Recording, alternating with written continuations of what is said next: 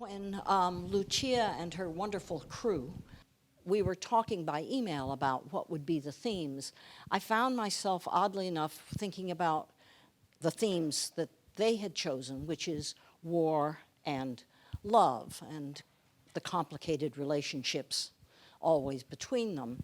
And oddly enough, I found myself thinking about citizenship, which usually isn't talked about in terms of love. It's talked about in terms of war, oftentimes as a cause of war, a goal of war, a struggle to sustain in the midst of war. But feminists and women, or feminists have found that women have very complicated relationships to love, who they can love, how they can love them, what are the consequences for their relationship with the state if they love. Their relationships to war are not always as peacemakers. In fact, no militarism anywhere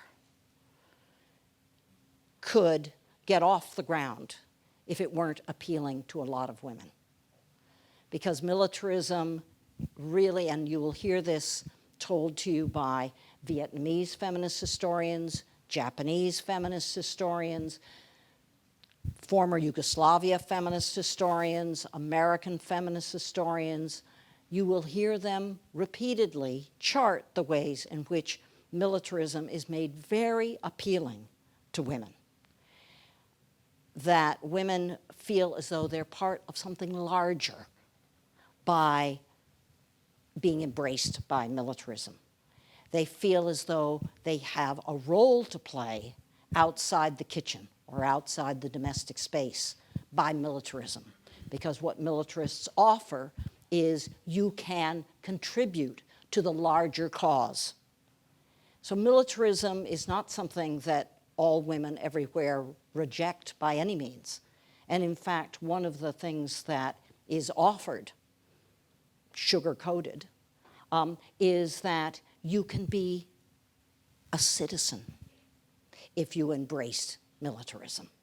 That's one of the ultimate gifts that women in so many societies, including most of our own, are never really, quote, first-class citizens.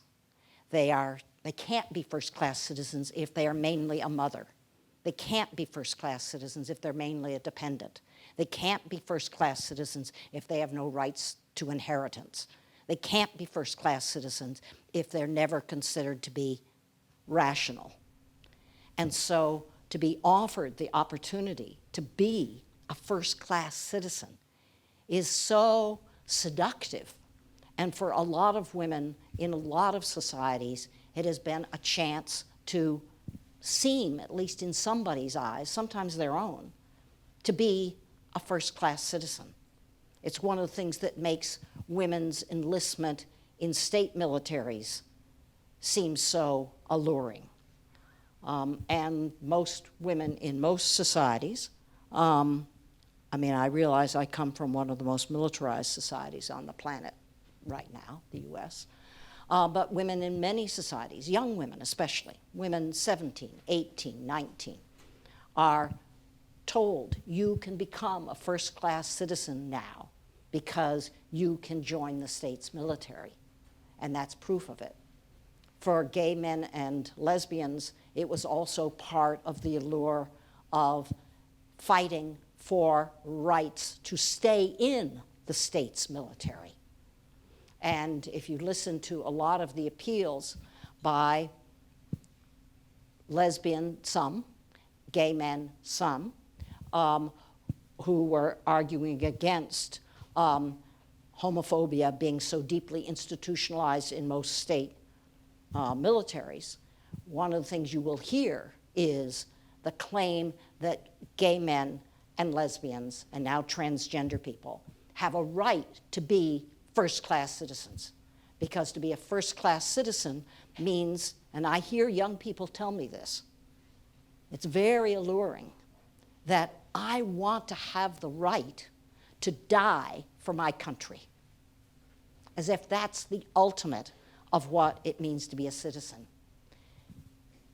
But then we have a multi-generational, transnational movement of feminists who say that militarism may be alluring, it may make many women and girls feel that they belong, but ultimately it sends deep roots of a kind of patriarchal masculinism down into not just the soul of society, but into their own being as well. That is what they're joining. So you hear, and many of you I know are fans of readers and rereaders, and if you're like me, I'm on my fourth. I've so marked them up. I'm one of those people, don't ever lend me a book, right? Because, or you have to lend me a book and then make sure I never have a pen in hand when I'm reading it.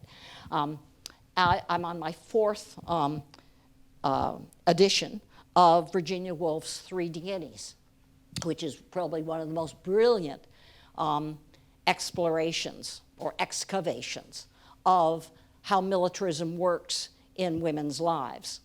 And she says, and this is probably the most quoted, it's the one that ends up on every feminist postcard, is, and this is the most radical part of it, as a woman, I have no country.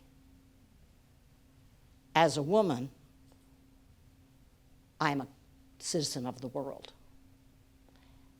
Now, when you listen to Etel Adnan, think about her countries, the ones that she's lost, the ones that she hasn't been able to go back to. And then you think about what's the alternative way of being a citizen. And you heard Omar mention that Hannah Arendt is very influential in Etel's thinking. And Hannah Arendt thinks deeply about citizenship. And when she thinks deeply about citizenship, she is very, very suspicious of citizenship that is informed by nationalism. And if there is one constant theme through so many different feminists thinking, not just writing, but thinking, you will hear the suspicion of nationalism. Because nationalism, again, is very alluring. Many women have been brought into political life by joining nationalist movements. But nationalism, of course, has not just the allure of belonging, it has the allure of exclusion. That's how you can tell you're part of them, because you're not part of them. You are us, not them. And so and Etel Adnan's work, I've been reading her poetry and her short stories. Omar, I'm particularly affected by her short story called Radio. Yes. That she makes us think about, well, what is the possibility of another kind of citizenship?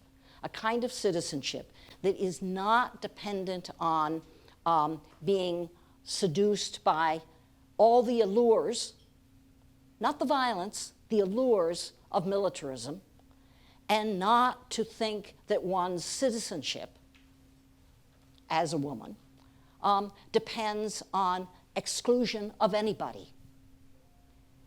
That is not dependent on nationalism and not dependent on militarism. And that's what Virginia Woolf was suggesting. What is the possibility of another kind of citizenship?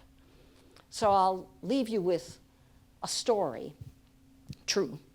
I have a friend named Lepa from Belgrade, and Lepa Mlađenović was one of the small group of women who thought of themselves as Yugoslav women. And they still are very hesitant to call themselves Bosnian or Serbian or Croatian. You will hear them stumble over, what are you? And oftentimes they will say, well, I am still Yugoslav. And this group of women came together to protest Milosevic's Serbian nationalism and the militarism that informed it in 1992. And you probably have read about the Belgrade Women in Black, or Women in Black Belgrade. since there's a Women in Black. Some of you men are members of Women in Black in the UK or London. I bet you know friends are. I know Margaret and Corin do. And they came out into, as the Women in Black do, they do in Jerusalem, they do in Madrid, they do in London, they do in Belgrade. They come out to the busiest intersection, usually on a Wednesday. In Jerusalem, they deliberately do it on a Friday, where there's a lot of traffic, and stand silently. In Tokyo, where I stood with the Tokyo Women in Black, they say, just wear something black. You know, it's not a uniform, but they don't speak. They stand there as a silent, very brave, very gutsy vigil against militarized nationalism or nationalized militarism. And Lepa was one of these. And so she survived the wars. The Women in Black have managed to stay together despite all the stresses. You know, it's not easy to stay friends and to stay colleagues and to stay political allies during those sorts of pressures, as you know too well. But they have. They've worked very hard at it. And so I got a message from Lepa about 2 years ago, maybe a year and a half ago, when so many of the Syrians who had escaped Syria and were making their way, as you know, charting their own route if they survived the sea route, and then making their own way, hoping to get to Germany or perhaps Sweden. So many of them, and you've seen the pictures and heard the stories, so many of them arrived in Belgrade. And many of them, of course, by that time were quite ill. Most of them had the care of some children, whether their own or extended families.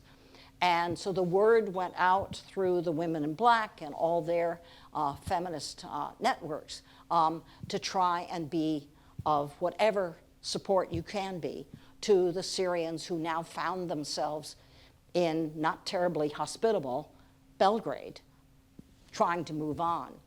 And Lepa wrote and described what she decided to do. And Lepa is not somebody who sees herself as a hero at all. But she said, I tried to think, well, what could I do? So what she decided to do was she has a bicycle, kind of an old pedal, no gear bicycle, painted bright pink. And she decided what she could do was take her pink bicycle down to the Belgrade railroad station to offer it as a chance for a minute of joy. And what happened was she found a group. She didn't have to go hunting. She found a group of interlocked families, and first one of the little children tried to ride it. Then the older child tried to show the younger sibling how to ride it. And all of a sudden, they were having fun. And then, quite by surprise to the whole family, the father decided he would try to ride the bicycle. And so, in the midst of really the horrors of war and the losses of displacement, a pink bicycle was Lepa's way of saying, you are a citizen of the world. I am a citizen of the world. And together, we can pedal and have fun. Thank you very much.